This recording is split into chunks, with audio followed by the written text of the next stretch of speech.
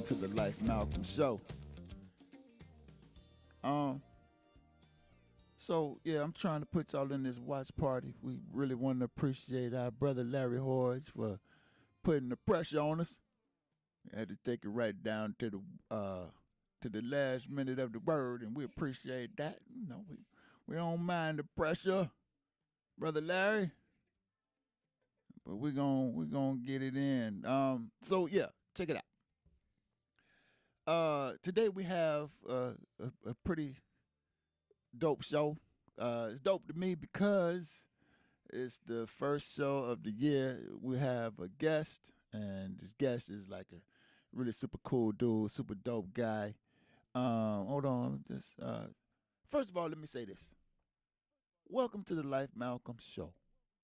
My name is Life Malcolm. I am the director of the Black People's Advancement and Defense Organization, and I'm so happy that you're joining this show right now, that you're tuning in. I want to encourage you to get your friends and family and enemies to tune in. Yeah, for real. I know we got enemies watching, comrades, sisters, brothers, friends, and enemies. We know that some people are tuned in on assignment, so we appreciate those views as well. So go ahead, man. Have people go ahead and click in. And last week I'm told was a tough topic for some of us to kind of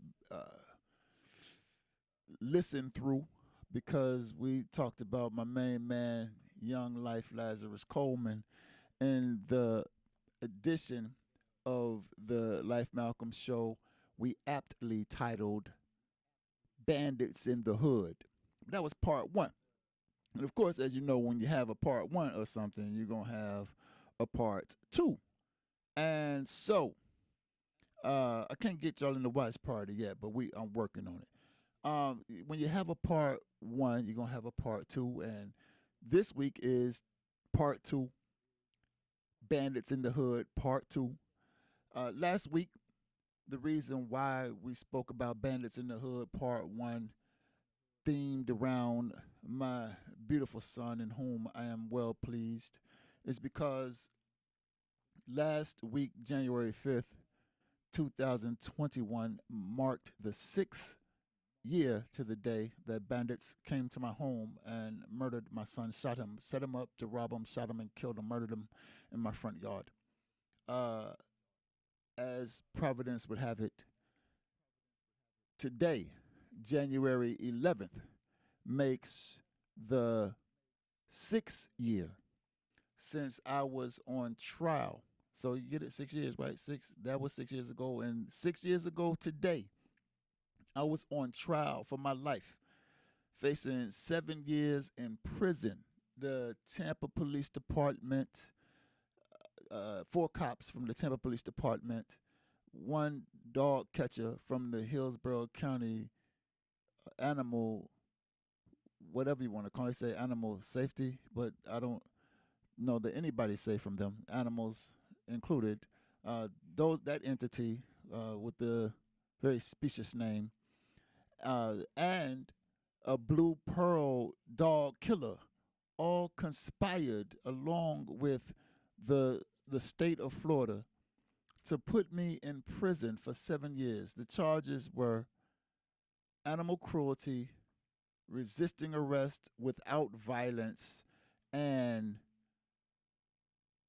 battery on a law enforcement person, right? And so I didn't take a deal. They offered me a deal. You know how they do. They jam you up with these charges. Let me tell you what happened. So my dog was ill. My Rottweiler JJ, I liked him a lot. You know, I'd even say I kind of loved the dog. And JJ and I, along with my family, had spent a lot of time together. I think we had JJ for about 7 or 8 years. He was an old dog. And he developed this tumor on his paw. which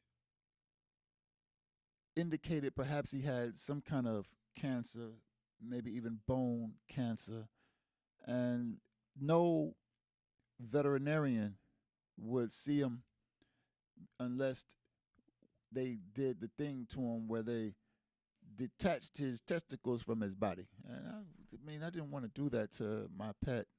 He was old. We didn't know if he could sustain anesthesia and stuff like that. That would that kind of process required. So it was very difficult to get him seen to address the problem with the paw. And like I said, he was old anyway, so it was a lot of decisions we had to make, and we decided to do what was called palliative care. Just keep JJ comfortable until as he lived out the last few months of his very long and happy life.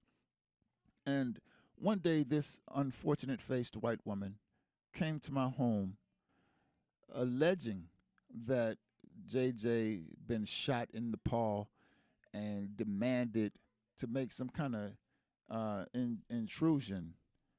And hold on, everybody. Right back.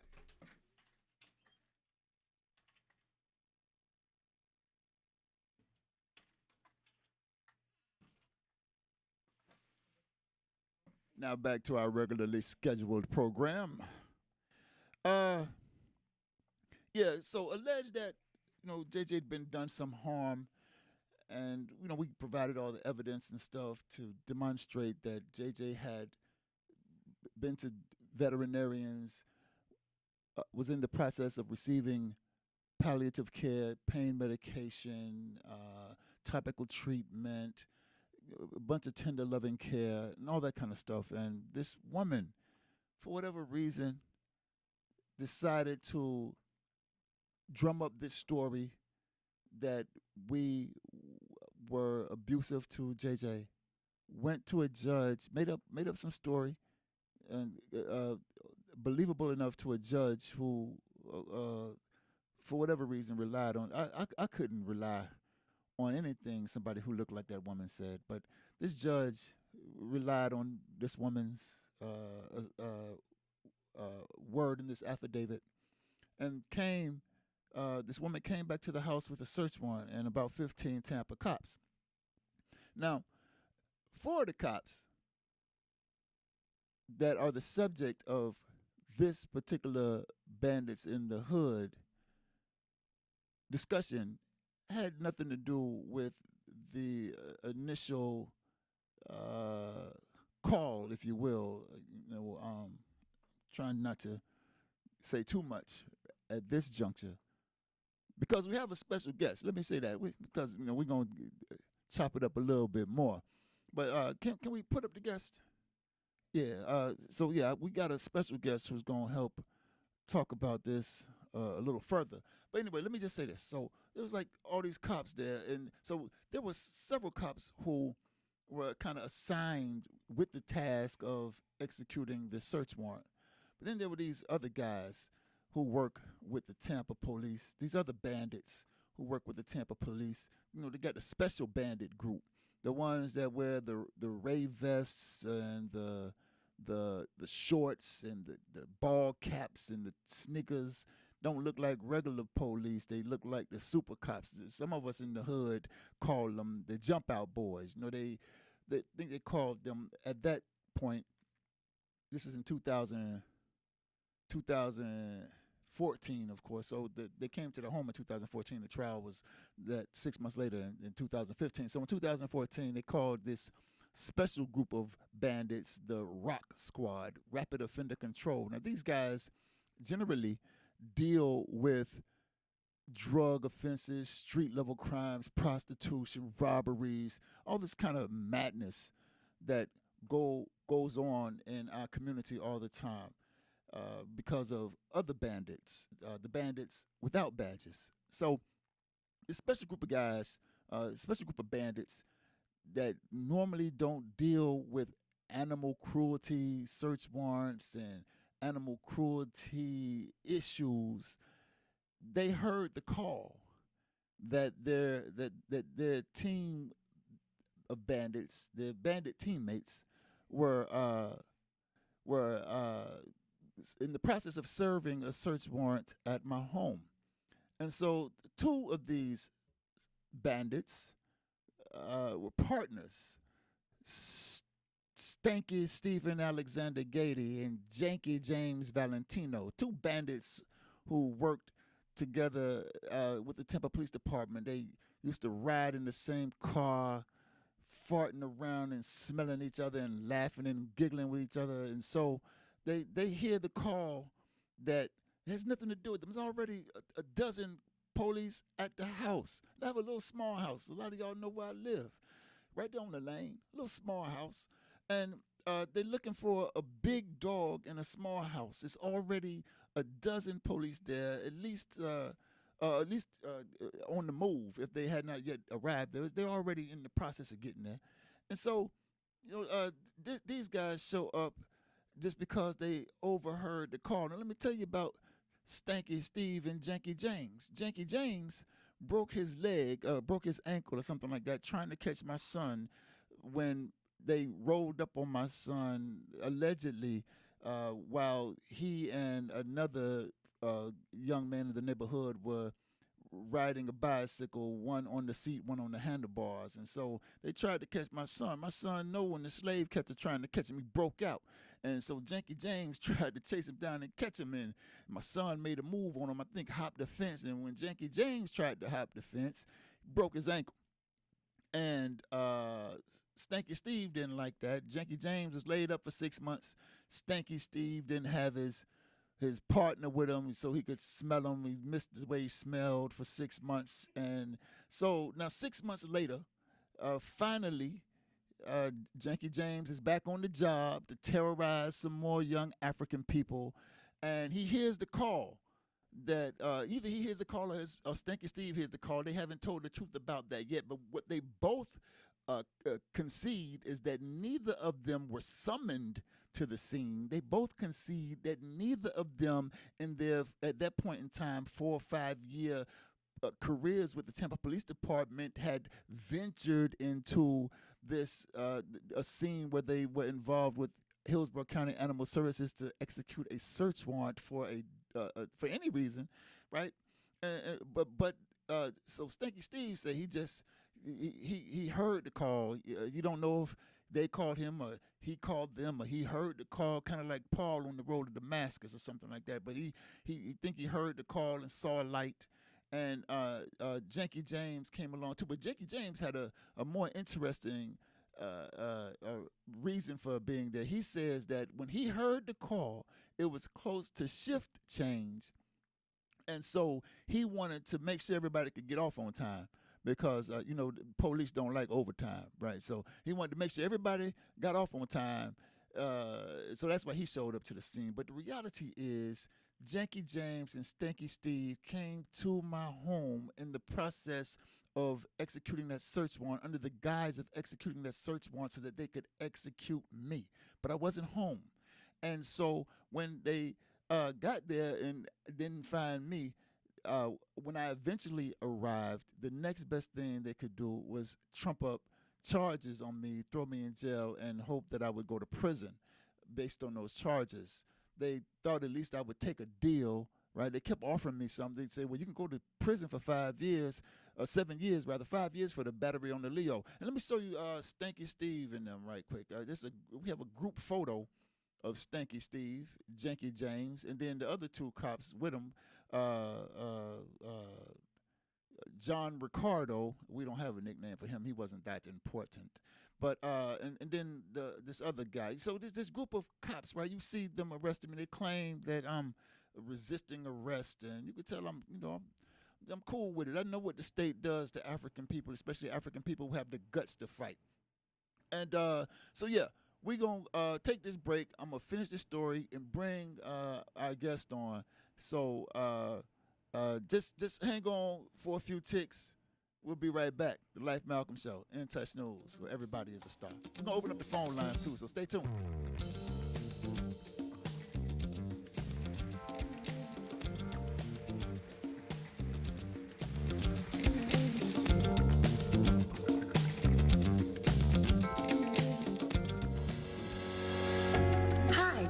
Trina Johnson with Caldwell Banker Real Estate, the real estate agent you've been looking for. If you want top dollar for your home or you're looking to make a purchase, call me at 813-244-6953. Again, 813-244-6953, and let me list your home. The storks are bringing me a baby brother. We can do this together. All right, let's go. Storks know how to keep kids safe. Do you? What? Oh my gosh, you don't know. I know. You don't. Oh man, you laugh when you're uncomfortable. No. Making sure your child is in the right car seat is one of the steps to safer travel. I will rock this. You will rock this. To know for sure that your child is in the right car seat for their age and size, visit safercar.gov/the-right-seat. Cool. Very cool. Brought to you by the National Highway Traffic Safety Administration and the Ad Council. It's important to plan ahead for emergencies, like the storm. When it kicked in, we had a plan.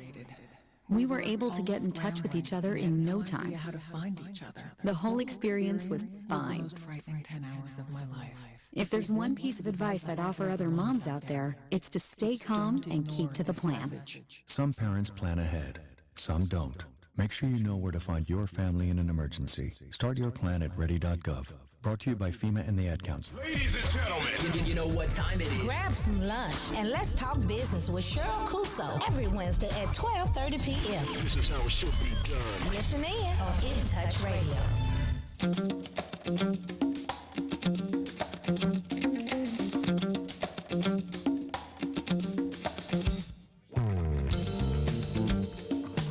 All right.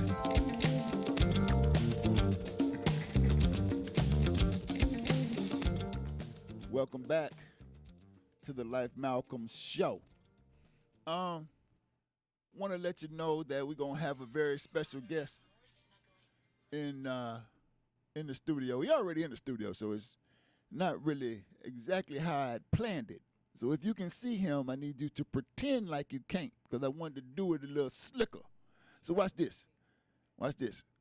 In the studio, next, our special guest on the Life Malcolm Show is going to be my main man, Jeremy McLymont, Esquire. Known to those of us who have had the pleasure of kicking it with him on a more personal level as Slick J. That includes all of the Instagram. I know y'all feel personal to the brother. Slick J is in the building. And we're going to talk some legal stuff. We're going to break it down a little bit, but we're going to talk about this case as well. And DJ NA, do it how you know how to do it, however you, yeah. And so, but I want to finish this story.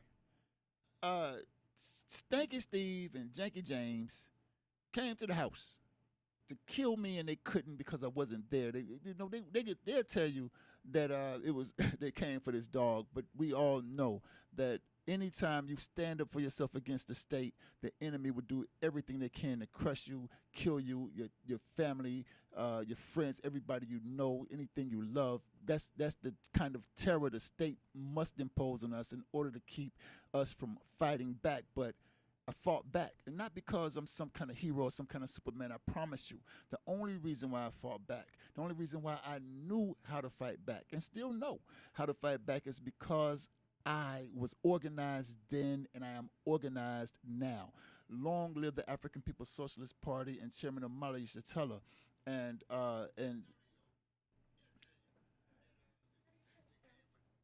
so, man, look here. You talk about working class. You see us working. We working in here. And so, we had the benefit of organization, the benefit of revolutionary theory from being in the party and listening to the chairman, et cetera. And so we were ready to face the state. And we wouldn't take a deal. They tried to scare me 7 years, but we'll just give you 5, or 7 years, but we'll just give you 3. Then they broke it all the way down to just 1 year of felony probation. I said, hell no, let's go to trial. And that week, on January 11th, my son's funeral. We had my son's funeral, that very long ceremony that I showed you pictures of last week. We had that funeral. And on January 12th, that was a Monday, I was in jury selection. On January the 13th, I went to the cemetery to bury my son, my firstborn child, and I buried him myself. They didn't put no tractor, no dirt on him. I told the tractor to bring the dirt, put it right there next to the grave, and bring me a shovel. And I buried him with my own hands. And on the following day, I guess that would have been Wednesday. On Wednesday, I'm on the witness stand, face to face with the state. And so that's what we can do when we fight. And I just want to say this, and then we're gonna bring Slick J in. You've seen examples of African people fighting and winning on this program. We showed you Desi Woods. We showed you Brass Coupe, and others. We've mentioned other people. And so, listen, you can win if you fight, and that's what the rest of this program is going to be about: fighting. When you are faced with the bandits in the hood. I want to highlight one bandit in the hood because we can't escape this thing that just happened on the 6th. And Slick J, you can come on and jump on in on this one right here. You know who Eugene Goodman is by any chance? No.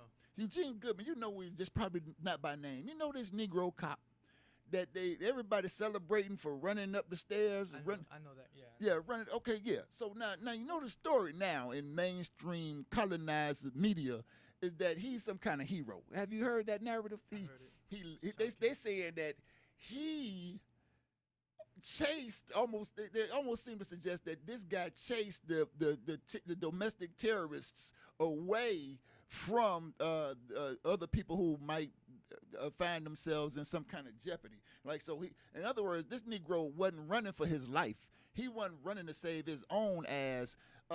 His strategy, right, to deal with these terrorists was to get them to follow him away from other people, so they say, right? So pick up on this. When I was a child, when I say child, I mean like 11, 12, 13 years old, there was a guy named C. Wright Sullivan, and people out here might remember Deacon C. Wright Sullivan, super cool dude, used to own a fish market right down Columbus and right around 21st. Funny guy. Used to say all types of silly things that make you laugh, and he used to tell this story about how he had an uncle who was a bad black man, right? And say this black man was so bad he chased all the police out of town, but he was in front. And so I had sense enough to know then that was, you know, that was silly, you know what I mean? It wasn't that the Negro was so bad. He was running to save his ass, right? And so now at 46 years old, I'm astute enough to know that this Negro wasn't no hero. This Negro was scared for his life and likely scared for his job. I'm told that black people at one point, even in Tampa, black people who signed up with the pigs, who signed up to be the police, could not arrest white people. Did you know that? Yeah, same in Miami too. Couldn't even detain them. Same in Miami. They used to have separate jails in Miami and then for white people and for black people. The black people could not arrest. Black officers could not arrest white people. Yeah, couldn't even detain them. Probably the whole state, but I know specifically in Miami it was like that.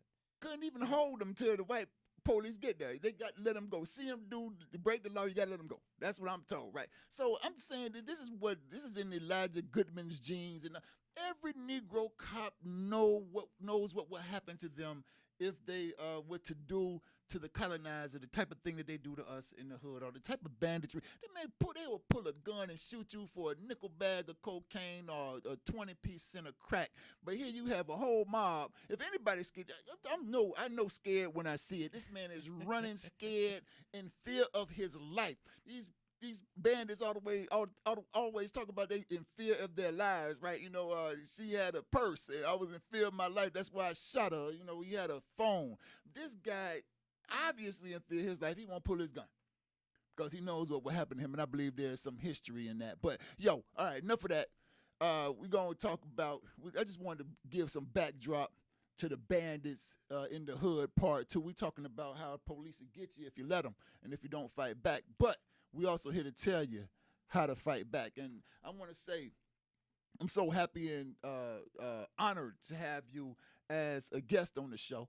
I'm going to allow you to introduce yourself, say a little bit to the people. By the way, you are tuned into the Life Malcolm Show on intouchnews.com and Facebook if you're watching there, YouTube if you're watching there. And please, this is time for you to be by your phone, pick up your phone, 813-444-9588. Get your questions and comments ready.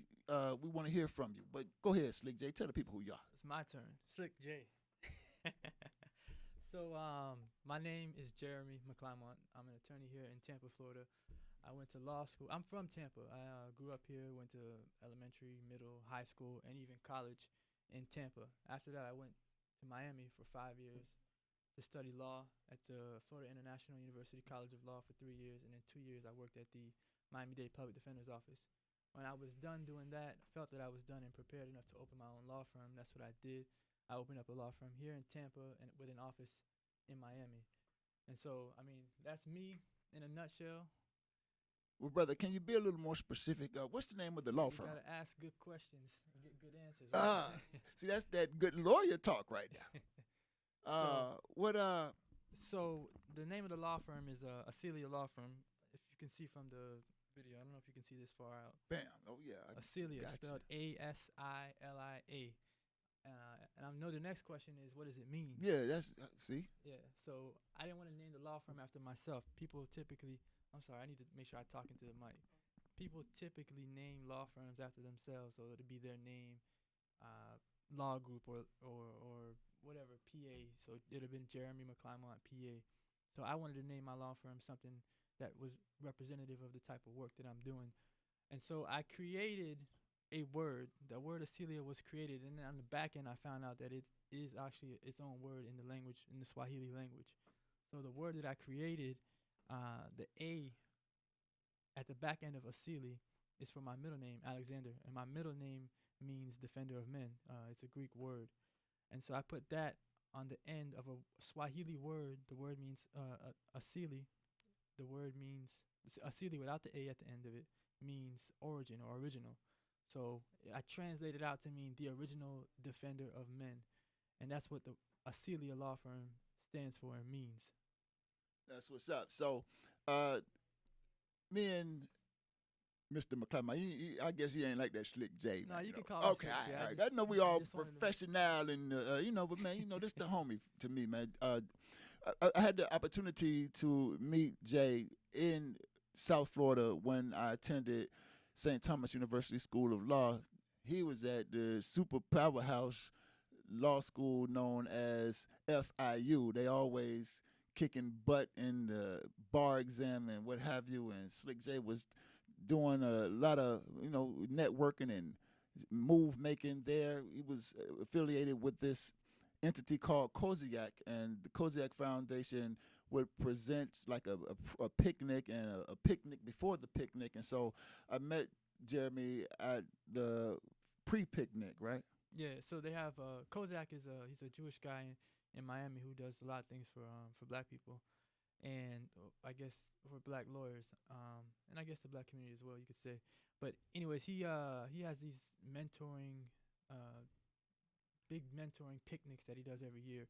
I guess last year because of COVID he didn't do it, but they have a pre-picnic and then they have a picnic. So I met Life at the pre-picnic event, mentoring event, which is something that like basically every black law student should go to when they first start their year of law. Either it's the first, second, or third, it doesn't matter. You go to it, you meet people, you meet other lawyers, you meet other law students, and you network, you find out who's who and whatnot. And so that's where I met Life there. And I think I remember meeting him, he was sitting on the table. He was sitting on the table, I believe, where they had the refreshments. And he looked at me and said, "That's a nice suit." The brother is sharp. I was like, "Thank you, brother." Yeah, so brother sharp. I remember that. I don't remember meeting everybody, but I do remember that. And that's where we first met. We probably met again at the actual picnic. Probably in passing said hey or whatever, but we were never like actually like acquaintances because we didn't go to the same law school, but just something from afar, Yeah, and then we had the opportunity to get reacquainted through these circumstances. So check it. After we won, after we kicked the state's ass in the criminal trial, I made the move to sue the county and the city pro se because no lawyers in the city would take my civil rights case. And I knew that the state, the city of Tampa, through the police department, Bandits, and Hillsborough County through its dog catcher, had done me an injustice and done serious damage, and would do it again if they could, and likely do the same thing to other people because they've done it to people before, and I knew that that kind of thing would continue, or that it was incumbent upon me to do something about it to that would operate as some kind of a deterrent. And so I filed this lawsuit, and we've been pretty successful in the lawsuit. The city and the county filed a motion to dismiss, beat that. They filed a motion for summary judgment, beat that. And mind you, I'm doing all this while I'm a student in law school, don't know nothing, and I've made some mistakes. And Jeremy and I are going to talk about that.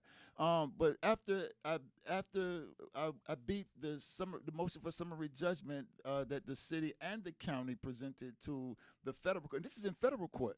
A lot of the middle district, I'm told that a lot of attorneys don't even mess around in federal court like that. And so after we won in the summary judgment phase, or at least had some victory in that summary judgment phase, thought it was a good idea to get an attorney to help with the appellate process, because these jokers would not quit. They still want to fight.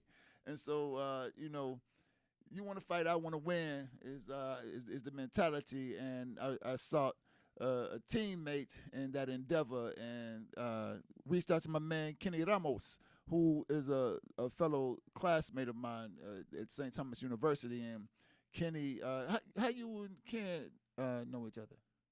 Same thing, networking in law school. So he went to your law school. He didn't go to mine.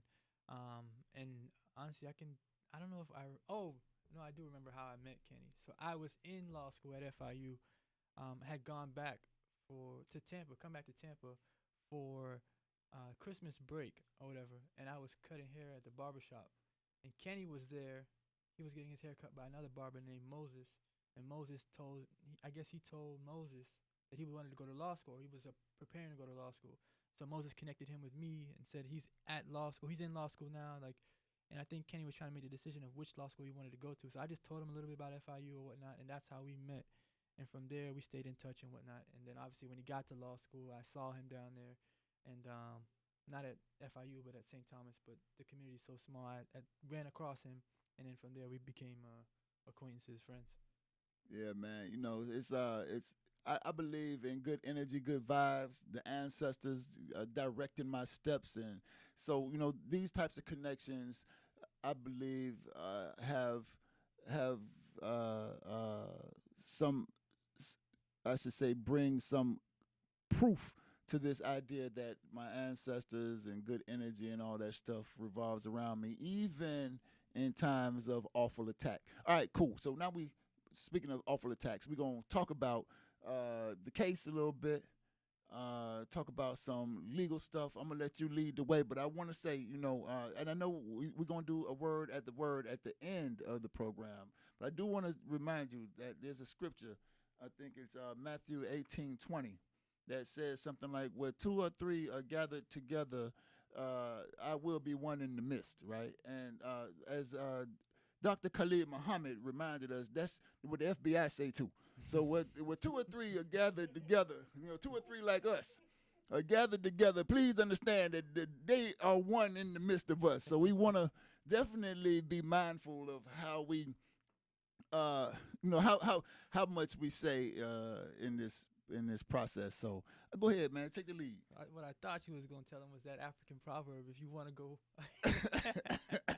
if you want to go quick, go alone. If you want to go far, go together. We're in a whole different route. But anyways, so Kenny reintroduces me and Life to each other. Life comes to the firm, and we start to talk about his case, his civil rights case. He tells me that he had this criminal case where the police and the state tried to put him in prison for animal abuse, and he beat that charge at trial. No plea, no dismissal. At trial, he faced the devil in his face, and he won. And let me say something about this, man. I had public defenders. I know Jay told y'all that he's a public defender. I got to tell you, man, I used to blast public defenders. We call them public pretenders, and I couldn't stand them. Matter of fact, Julianne Hope probably hate me today because I talked about them jokers so badly. But it wasn't until I met Christina Blackburn and Amanda Brunson, and they worked with me so diligently to make sure that these trumped up charges did not land me in prison. And so knowing you, just working with you and seeing how proficient you are when it comes to criminal defense, I mean, you are also a testament that the public defender's office can produce damn good lawyers. And so I just wanted to say that, based on your background. I appreciate it. And yeah, so I mean, my own little testament to public defenders and the public defender office is that, I can say that across the board, there are going to be public defenders who are just doing that job just because they're getting by or whatever. But by and large, most of the people in the office, in the public defender's offices, they're there because they want to help. They want to make a difference. They want to help change things or whatnot. And so we in the trenches at the public defender's office, we get the most training. So we get the most trial experience. While we're at the public defender's office, there's attorneys in different offices, bigger law firms trying to reach out to us because they know, they see our value, and they try to pick us out of the public defender's office because they know that we're good. We can stand on our feet in court. We can argue in trial. We can pick a jury, things that other lawyers don't have the skills to do because they've never been in an office so heavily focused in litigation. But that's a little bit about public defenders. Let's get back to your case. Yeah. Let's talk about the charges, the exact charges. Tell me what charges you were facing. I was faced with animal cruelty, resisting arrest without violence, and battery on a Leo. We got a picture of the battery on a Leo thing too. I don't know if we can show that. Where's the picture? Yes. So while you're pulling up the picture, the resisting without violence, that's a misdemeanor. Right. First degree misdemeanor, which is punishable by 364 days in the county jail. Right. The battery on a law enforcement officer is a third degree felony, which is Right. punishable by 5 years in prison. And then the third charge is what? Was animal cruelty. Animal cruelty, and what that's that was a misdemeanor. They charged me with the misdemeanor joint, something like 828-121. 122 would be the felony, which they arrested me for the felony, but they hit me with the pictures up. Yeah. So that 5. So I was gonna get 5 years for this pimple. This was what Stanky Steve said. I kicked him 2 times. Stanky Steve Alexander Gate. He said I kicked him twice, and that's what that's the result. And y'all can see that it looked like he needed to wash or something like that. But that's what he submitted. That's what the state submitted in evidence, and that was going to send me to prison for 5 years. And let me just tell the audience, right? So even though the mark on the officer's leg was small or insignificant, if the jury believed that life kicked the officer or did whatever to touch the officer in the slightest a bit, that's enough for the jury to convict him for battery on a law enforcement officer and send him to prison for 5 years. So he had that 5 years that he was facing on the battery on a law enforcement officer and the 2 first-degree misdemeanors. You can take it down if you have. Oh, okay. Yeah, go ahead. And so in the 2 first-degree misdemeanors, We don't want to look at that too long. which carries in total 7 years that he could have done in a jail or prison. And so what was your first offer? It's like 5 years. So they offered you 5 years. They were gonna drop the misdemeanors and just the felony. Oh, we just dropped the misdemeanor. Yeah. We just give you felony. Yeah. And then charge you or give you the max time. Yeah. The first time was 5 years. 5 years. And what did you say when they gave you that offer? Let's go to trial. What did your public defender say? You sure you want to go to trial? Trial's not easy. They brought out that point that battery doesn't require, a serious injury or stuff like that. So they wanted to know if I understood what it meant to go to trial and face this full weight of the court. Right. And again, a battery in Florida is a mere touching or striking of someone against their will. So touch, like if I touch someone against their will and they don't want to be touched, that's a battery, and that's enough to go. I mean, in a battery on a law enforcement officer, that's a felony. A regular battery on a regular civilian is not a felony charge. It's a first-degree misdemeanor. But you said, no, I'm not taking the plea. I want to go to trial. And what happens after that? I think they broke it down to something like 3 years on the felony side of the game, and then they broke it down to 1 year. Like the last offer was something like 1 year felony probation.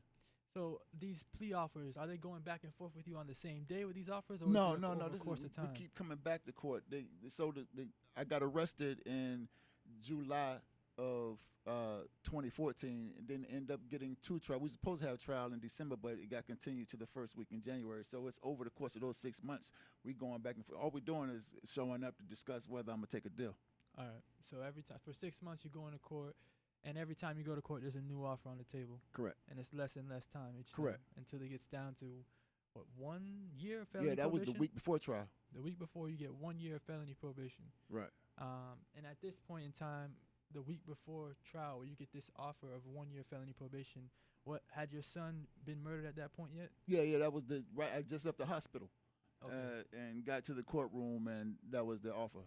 And So they offered me 2 things. They asked me if when I said I didn't want to take the deal, I wanted to go to trial. They offered to continue the trial to another point in time, and I was like, no, let's go right now, because I knew that we had our stuff together, and I didn't want to give them any more time to be better prepared for the trial.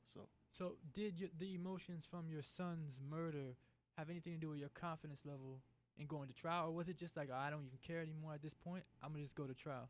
Man, so I mentioned a bit ago before he got on the show, he ran from the police from this bicycle kind of thing, and anyway, they ended up catching him, arrested him, and he faced charges, some kind of something, like adult charges, and they're gonna give him some record, right? But he said no, forget the deal, and was ready to go to trial, and he won. And so he and I were looking forward to celebrating my victory too. So I was in some way or the other, I wanted to maintain the fight. Certainly for me, I couldn't back away, even though facing 7 years in prison, the possibility of being away from my family for any amount of time at such a critical point was gave me pause. I wanted to, I couldn't, I had to fight. All right. Yeah. You drawing strength from your son and the deal that you all have made, or at least the I guess vision that you all had of what would happen after you won your trial. Yeah, right on. All right. So you have these plea offers, right? You go to trial. You go to trial the day that you reject it? No. We go to trial next week. Next week. Yeah. And when you get to trial, are you as confident as you were before?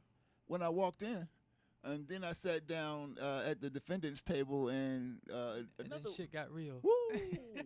It got realer than real. They started rearrange the courtroom and stuff. Man, she opened up with the opening statement, and I was like, I should have took the deal. And who's she? When you say she, the state attorney, prosecutor, the prosecutor. Yeah, I was like, man, I must have done it the way she slanderized, and I was, man, I must have did it. I'm going to prison, and I was like, I should have took the deal, but that was a fleeting feeling. Did you tell your public defender that at any point? No, I didn't tell him that. But what happened was there were so many people in the courtroom. I mean, it was like packed. It was like a show or something, and so much love and support. And I was overwhelmed with emotion from, that kind of demonstration of love and respect. And I was like, I don't know if I can handle the emotion of dealing with having to bury my son and all this stuff going on, and all the love, and just make it through this proceeding with a straight face without, somehow the other showing some kind of emotional stuff. Hey, can we come back? We've got to come back to this discussion, and we're going to jump right into the legal, stuff that we wanted to share with the people, too. We might have to bring you back, man, for Bandits in the Hood Part 3. But right now, we're going to go to break. InTouchNews.com, where everybody is a star. Y'all stay tuned. Pick up the phone, call in if you want to. We'll start talking and listen to you. I promise.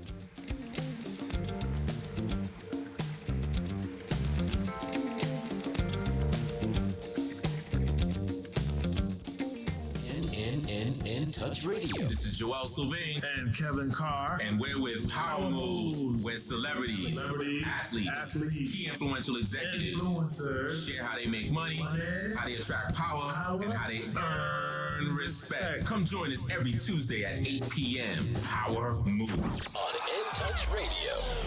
By now, we're all aware of the dangers of COVID-19. Like others with existing health issues, cancer patients are at a high risk due to their compromised condition. If you are newly diagnosed with cancer, your care likely can't wait. Moffitt Cancer Center is the best place for your cancer concerns and to provide guidance to help you plan your next steps. We're here for you. Call 1-888-456-2839 or go to moffitt.org/here for you. Catch my show that will be all up in your business. Let's Talk Business with Cheryl J. Kuso. Every Wednesday at 12:31 p.m. My business experts provide insight for business entities and entrepreneurs. So join us every Wednesday from 12:31 p.m. to 1:31 p.m. at www.intouchnews.com. Catch my show. All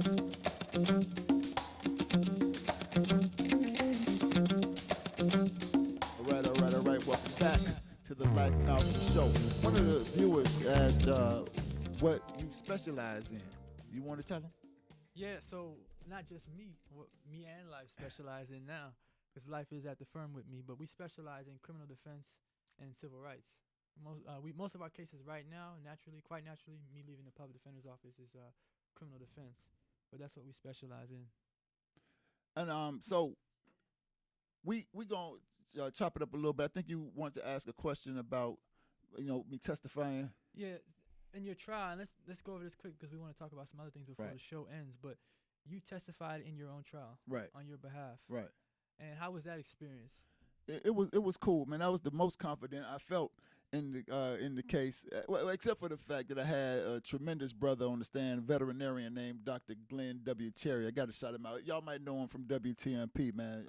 This brother was a veterinarian, and he gave my case a lot of strength. But I felt so in control when I finally got on the witness stand, like maybe I could wrest myself from the clutches of the colonizer, and we did.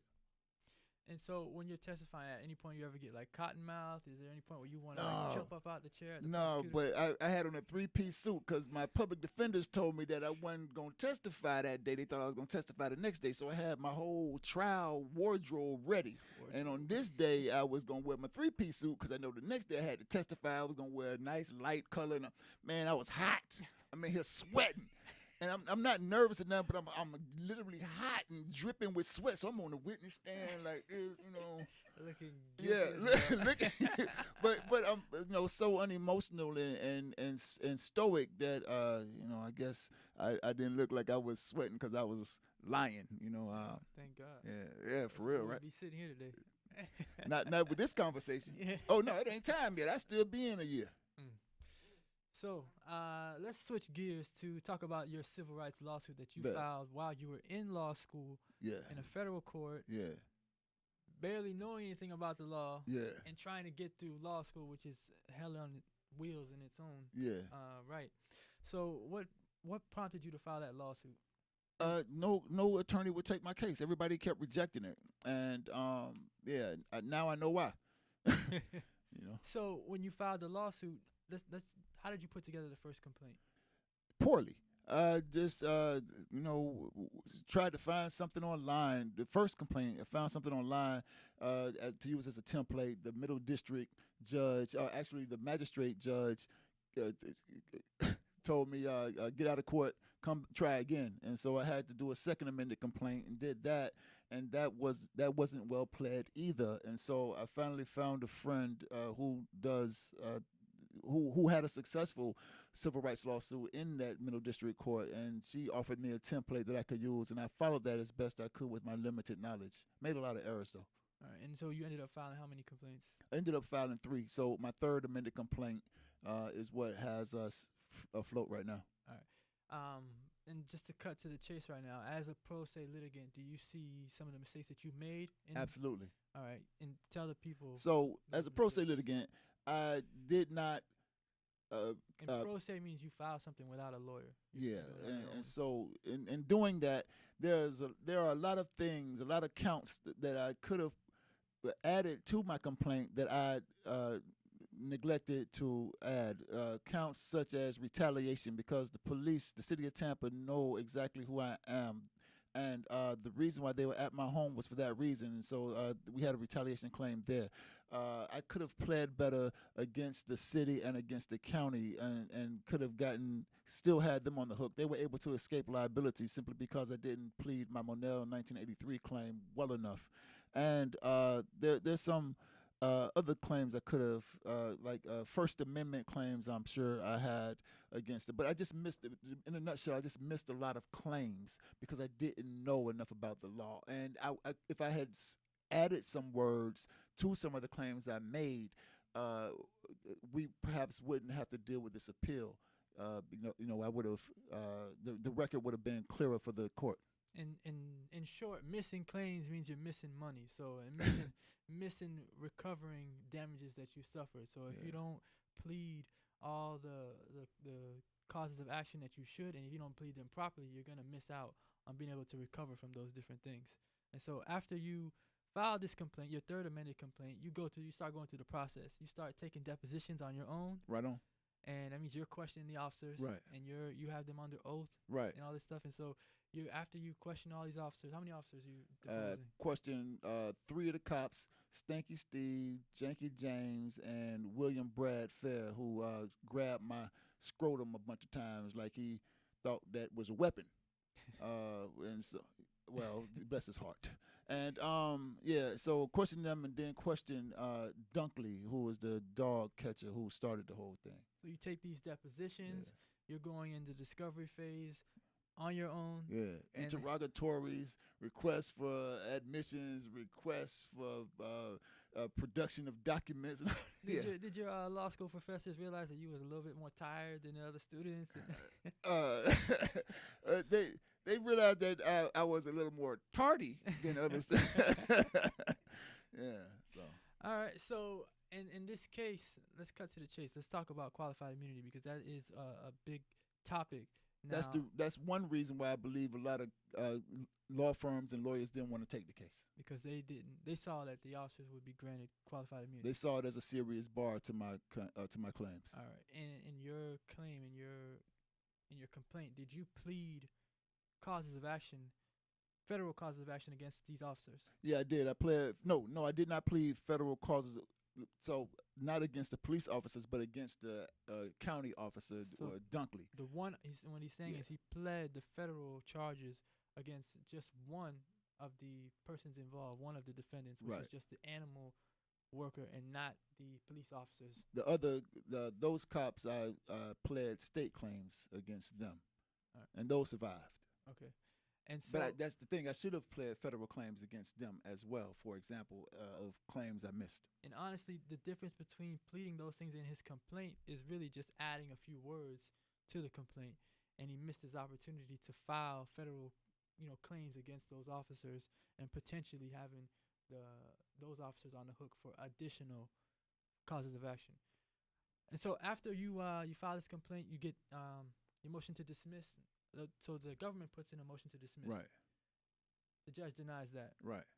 After that, they try a motion for summary judgment. Right.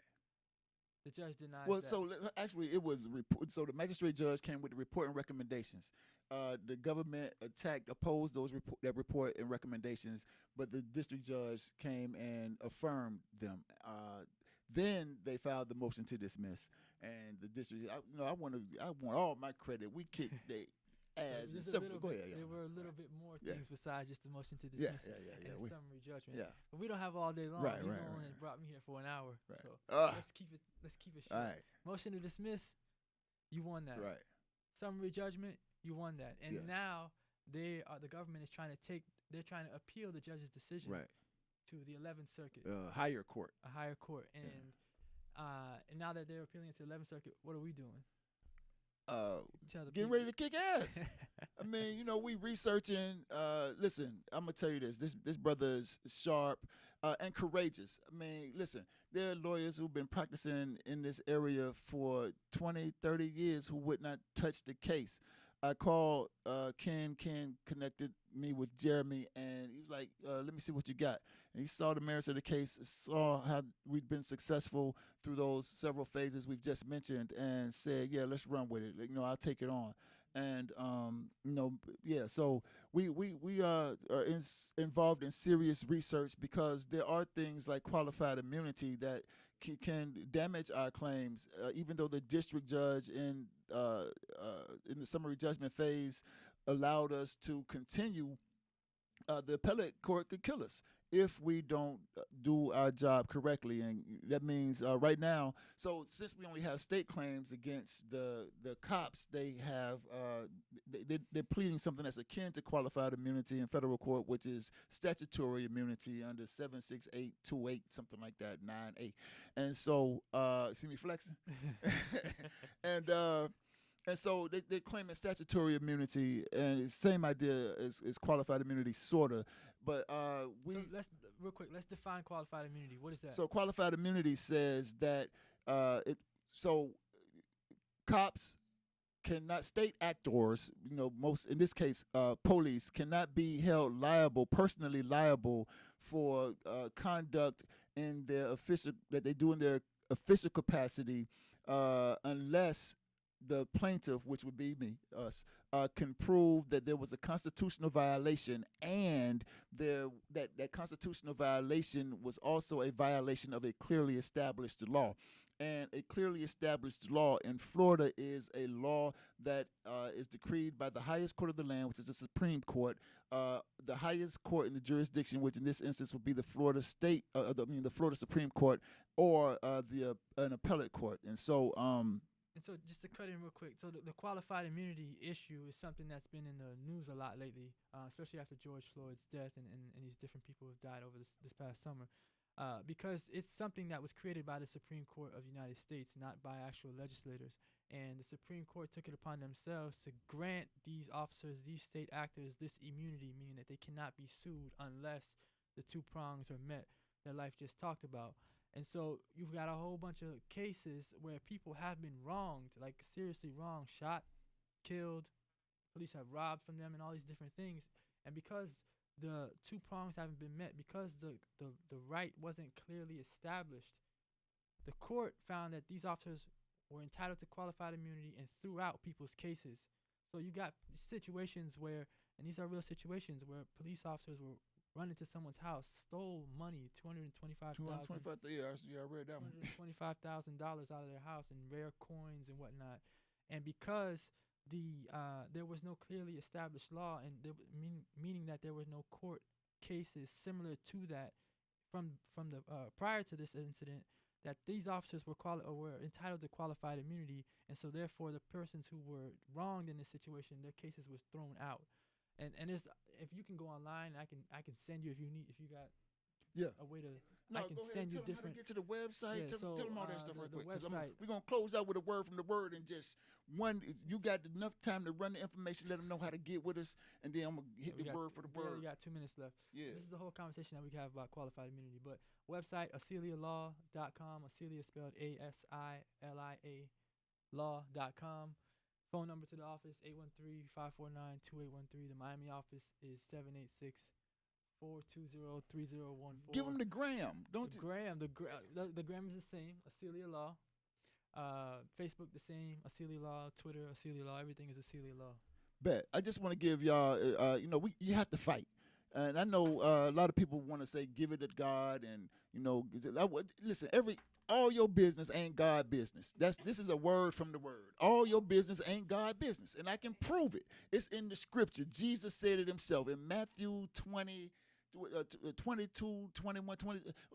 That verse where he says they came to trick him about taxes. And he said, render unto Caesar that which belongs to Caesar, and unto God that which belongs to God. That means that you got your business and God got his business.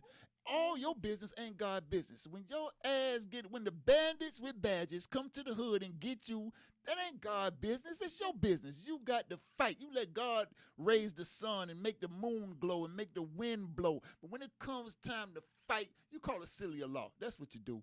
And that's a word from the word. Hey, Attorney McLymont, I really appreciate you being here. I appreciate you allowing Slick J to come in and out as well. Man, it's been a blast. We're going to have to do, matter of fact, so listen, if you can, man, if you can squeeze it in your schedule. Listen, Bandits in the Hood, Part 3, Nothing But Solutions. We're going to talk about qualified immunity, how we battling it, and how you can too. Because I know the police done kicked your ass. If they haven't yet, they probably will before we see you next time. So stay tuned to InTouchNews.com. Check us out on thecilialaw.com and give us a call whenever you can. All right. Thank you, everyone. To be continued.